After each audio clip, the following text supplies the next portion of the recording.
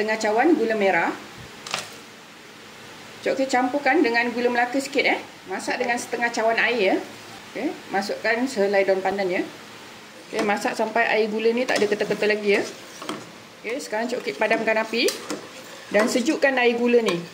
Okey, air gula ni Cik Okey tapiskan kot-kotlah ada gula yang tak hancur lagi ke. Okey, sekarang Cik Okey nak buat air yeast Mula-mula letakkan setengah cawan air suam Tambahkan 1 sudu makan gula pasir. Kemudian tambahkan yeast segera 1,5 sudu makan Okey, 1 sudu. Okey, tambah lagi setengah. Kemudian gaul laju-laju. Gaul laju-laju sampai semua bahan ni sebati Okey, lepas tu tutup bekas dan biarkan yeast ni sampai betul-betul kembang 2 kali ganda Okey, kemudian sediakan 1,5 cawan tepung gandum 1 cawan, setengah cawan.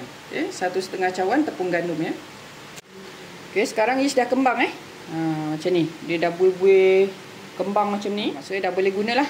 Okey, jom kita start buat bancuhan. Okey, mula-mula masukkan air gula Bismillahirrahmanirrahim. Okey, campurkan sekali air yeast semua Dan lagi sebatikan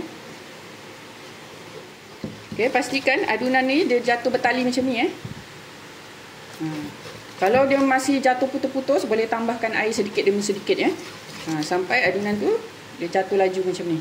2 jam tutupkan adunan. Okey, sementara tu boleh minyakkan acuan Okey, ni maksudnya adunan dah kembang Adunan yang dah kembang ni tak perlu gaul kita terus ambil, terus masukkan dalam acuan.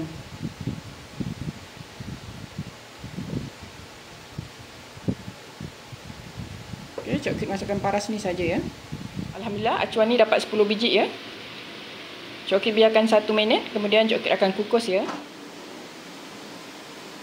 Kukuskan selama 20 minit ataupun sehingga masak. Penutup ni Cik Okey balut dengan kain Kukus dengan api sederhana Alhamdulillah, inilah hasilnya selepas dikukus selama 20 minit